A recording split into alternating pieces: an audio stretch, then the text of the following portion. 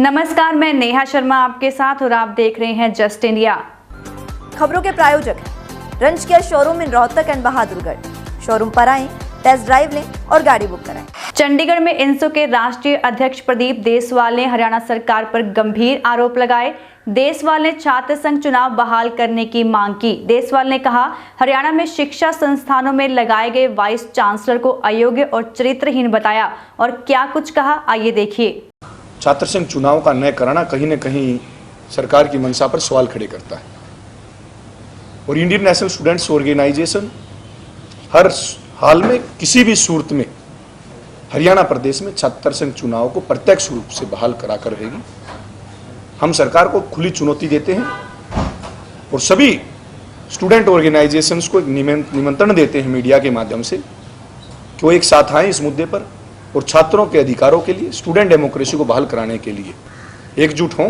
उच्च शिक्षा परिषद में अध्यक्ष पद पर बैठे व्यक्तियों से लेकर विश्वविद्यालयों के कुलपतियों तक के जो है डॉक्यूमेंट्स, उनकी योग्यताएं फर्जी हैं और इस तरीके के अयोग्य व्यक्ति जिन पर न केवल जो है भ्रष्टाचार के आरोप लगे हुए हैं, जिनकी विजिलेंस इंक्वायरियां चल रही हैं, बल्कि मैं तो ये कहना चाहूँगा कि मेरे पास RTI से प्राप्त सरकारी दस्तावेज तक हैं जिन पर महिलाओं के साथ उत्पीड़न से लेकर छेड़खानी तक के गंभीर आरोप लगे हैं। सरकारी दस्तावेजों में पत्राचार जो हुआ था, RTI से प्राप्त वो दस्तावेज भी मेरे पास हैं। यूपी की तर्ज पर हरियाणा में भी गैंगस्टरों की अवैध प्रॉपर्टी पर बुलडोजर से तोड़फोड़ की कार्रवाई शुरू हो गई है। गैंगस्टर कौशल के करीब सूबे गुर्जर और गैंगस्टर लॉरेंस बिश्नोई के करीबी पटौदी के खोड़ निवासी अजय जैलदार की अवैध प्रॉपर्टी पर बुलडोजर चलाया गया। गैंगस्टर का 4 मंजिला कोठी जमींदोज की गई। जिला प्रशासन की ओर से अब जिले के गैंगस्टरों पर कार्रवाई की योजना शुरू की गई है। इसके तहत अलग अलग विभाग इन गैंगस्टरों की अवैध प्रॉपर्टी को ढूंढकर कार्रवाई की तैयारी कर रहे हैं। इस कार्रवाई की शुरुआत गुरुवार को बार गुर्जर गांव निवासी गैंगस्टर सूबे गुर्जर के मकान से की गई। खेती की जमीन पर बने गैंगस्टर के इस 4 मंजिला मकान पर तोड़फोड़ के लिए पुलिस की भारी संख्या के साथ मानेसर नगर की टीम पहुंची। 2 JCB लेकर नगर निगम टीम यहां पहुंची। खुद मानेसर नगर निगम के आला अधिकारी भी कार्रवाई के दौरान मौके पर मौजूद रहे।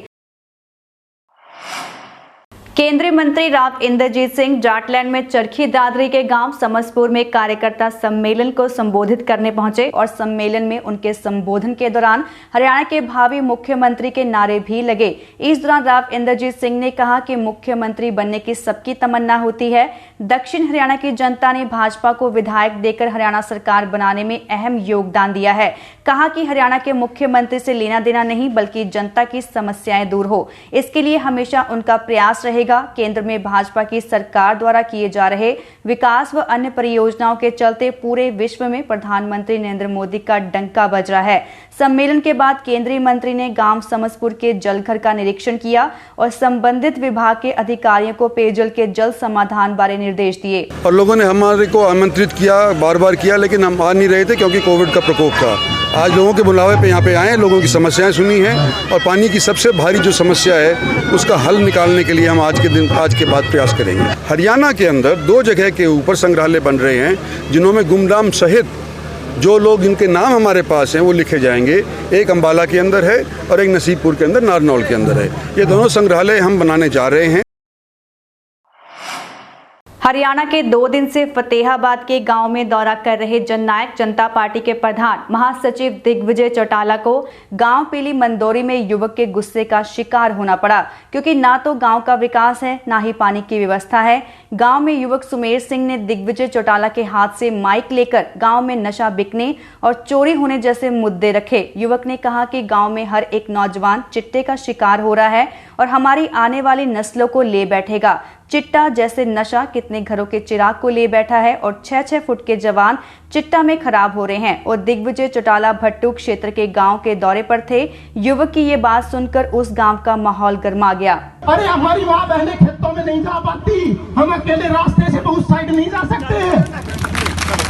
हम रात को यहाँ पे जब अपनी बाइक खड़ी कर देते हैं तो सुबह मिलती नहीं है। हमारे गाँव के सुरेंद्र इलेक्ट्रिसिटी प्रेसिडेंट की चोरी हो गई थी। ये हालात हमारे गांव के, और आप लोग यार इनकी तरफ, अरे चलो ठीक है इनकी सरकार है, हम आगे भी बनवा देंगे भाई साहब, लेकिन आप जो वादे करके हमें खुली छूट देके जाओ, या तो चिट्टे वालों को एक तरफ कर दो या पुलिस वालों को एक तरफ कर दो, कि ये हमारे रास्ते में ना आए, हम कर देंगे इनको सीधा।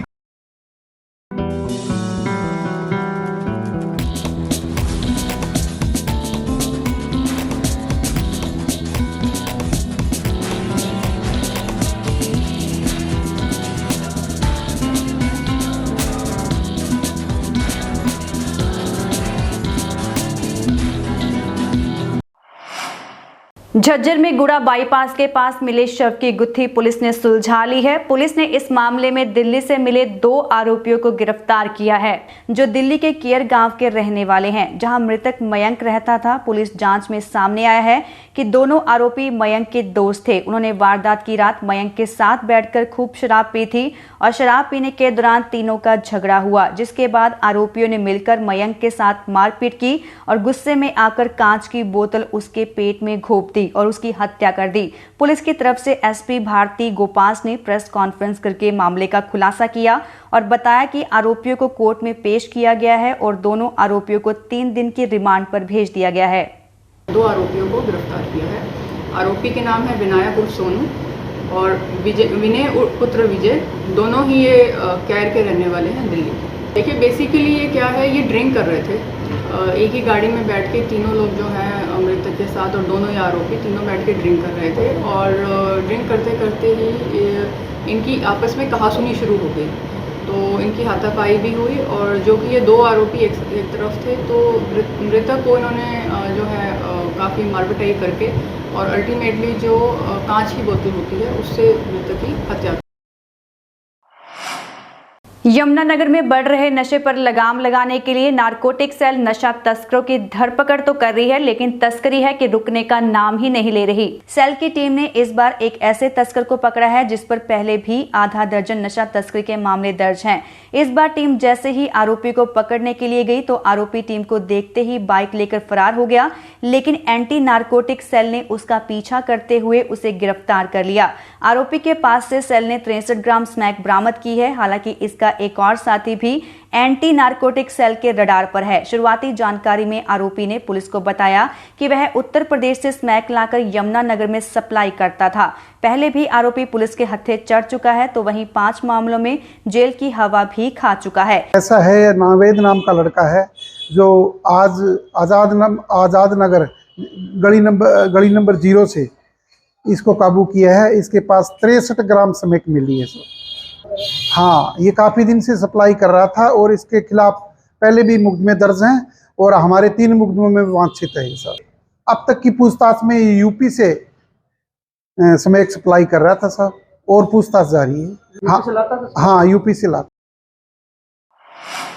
रीवा से भाजपा सांसद जनार्दन मिश्रा हाथों से टॉयलेट साफ करने की वजह से चर्चा में हैं। जब सांसद महोदय रीवा के खटकरी में एक गर्ल्स स्कूल में पहुंचे थे, मौका था पीएम नरेंद्र मोदी का जन्मदिन सेवा पखवाड़े का। स्कूल में कार्यक्रम तो पौधारोपण का था, लेकिन जनार्दन मिश्रा ने स्कूल का निरीक्षण भी किया। टॉयलेट गए तो वहां काफी गंदगी दिखी। इस पर सांसद खुद सफाई में जुट गए। हद तो तब हो गई जब सांसद को टॉयलेट साफ करने के लिए ब्रश और ग्लव्स तक नहीं मिले। फिर सांसद जी ने हाथ से ही टॉयलेट सीट साफ कर डाली। जब सांसद ये काम कर रहे थे तब चपरासी स्कूल में ही मौजूद था। सांसद जनार्दन मिश्रा संसदीय क्षेत्र में जनसंपर्क करने के लिए निकले। जनसंपर्क के तहत ग्राम पंचायत हिनौता पहुंचे। यहां उन्होंने प्राथमिक विद्यालय का निरीक्षण किया। निरीक्षण के दौरान शौचालय में गंदगी होने पर टॉयलेट सीट को साफ किया। इससे पहले भी जनार्दन मिश्रा स्वच्छता अभियान के तहत सड़कों पर सफाई करते रहे हैं, लेकिन ऐसा पहली बार है जब किसी सांसद ने शौचालय की टॉयलेट सीट को साफ किया हो। खबरों में फिलहाल इतना ही। देखते रहिए जस्ट इंडिया। नमस्कार।